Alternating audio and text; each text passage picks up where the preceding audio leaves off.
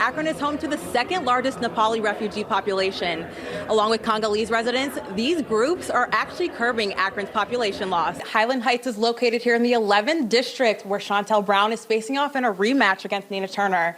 I'll have that election for you tonight. I'm here at the Firestone Park Community Center, where earlier today, the Akron Police Department released body cam footage of the shooting that killed 25-year-old motorist Jalen Walker. The NBA is also sending several international brand ambassadors to represent their fan bases here in Cleveland. One local fan who's attending the game today is excited to see India represented. A few weeks ago, we brought you a story about a family with ties to Ukraine who are in the middle of creating an escape plan to get their daughter to Ohio if Russia invades. This morning, I caught up with them to see how they're doing. Governor, how will Ohioans benefit from welcoming Ukrainian refugees to our area? Now, this is the 9th stop for Tim McGraw on his live Northern American tour. Now, fans here have a unique opportunity to celebrate their community at a pop-up event outside of the venue. Cleveland Public Library has 27 branches, and all of them are serving free meals through a program this summer. You guys have plans to celebrate your 10th anniversary for the rest of the year. How can people join in on the fun?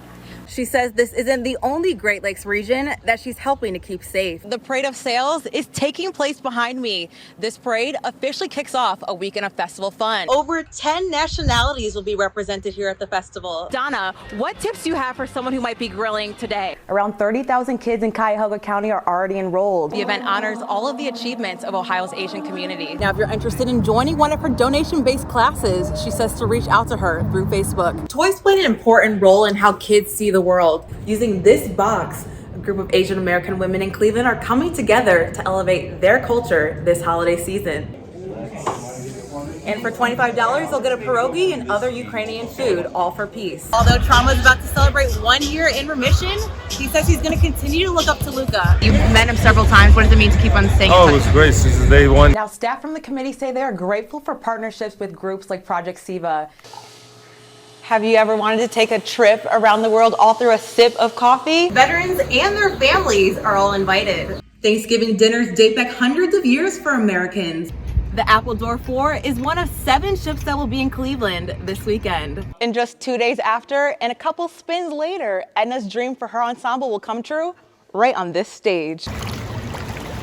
Working out 3 times a week. This keeps me young. And taking a sip of his favorite Croatian brandy when he wakes up. This is my daily medicine, 1 shot early in the morning to keep my heart pumping. Are just some of the secrets that John Priscilla has to a long life. On March 9th, he celebrated a special birthday. 100. It's a milestone that called for many celebrations, including 2 masses. Oh my goodness. A pizza dinner with a cake filled with 100 candles. My job here on earth is not yet finished. And this is the first day of my life, of the rest of my life. And a 100th birthday wouldn't be complete without the party. Smiling friends, I love you. The retired teacher and author from Croatia says he has a lifetime of memories to look back upon. There are so many great moments. He recalls escaping the Socialist Federal Republic of Yugoslavia as a young Franciscan. The greatest moment in my life was when I decided to leave. Marrying his late wife Amelia in Spain. I was rejected by many girls, but not by my chosen one.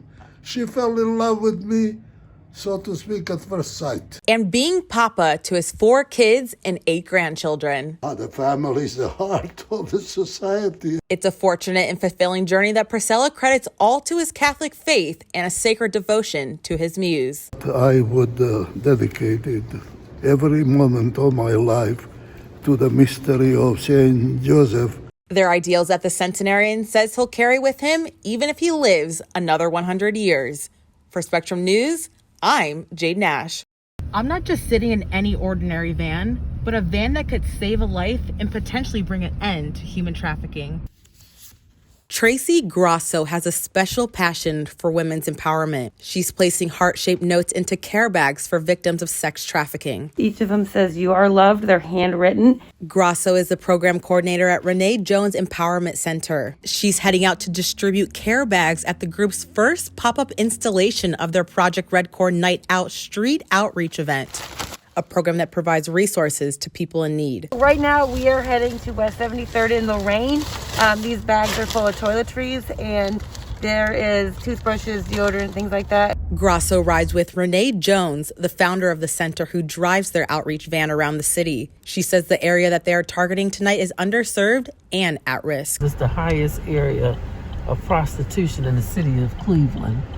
And no matter what time of day you go there, it's usually you will see people walking around and, women selling themselves. It doesn't take long before Jones spots a woman on the streets. That's the lady right there. In a second's time, Joan instructs Grosso to jump out of the back seat and hand the lady a care bag. It's a task that Grosso completes delicately as she acknowledges how the van's approach could be frightening. Yeah, because I see her recording me. Once the handoff is over, the lady thanks Grosso for the bag and continues on her way. And it's just a really great feeling to know that we are able to help people. This year, Jones says they are celebrating the 20th anniversary of their anti-human trafficking efforts. It's work that Jones started because she says she noticed a lack of programming for victims. They basically got arrested and went to jail when most of the time they were victims and they didn't have any services offered to them.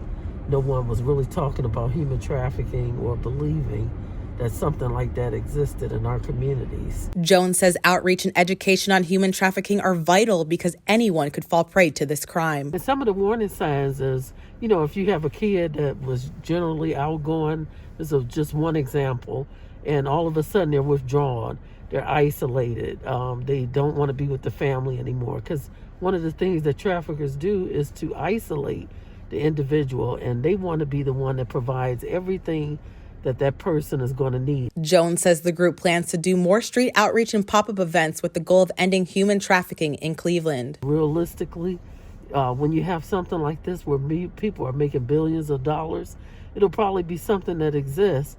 However, we can, as a communities, if you get together and you stand up for what is right and you make sure that people are educated and you make sure that you will not allow this to be in your community, in the place where you live, I think we can definitely make a dent in it. For Spectrum News, I'm Jade Nash.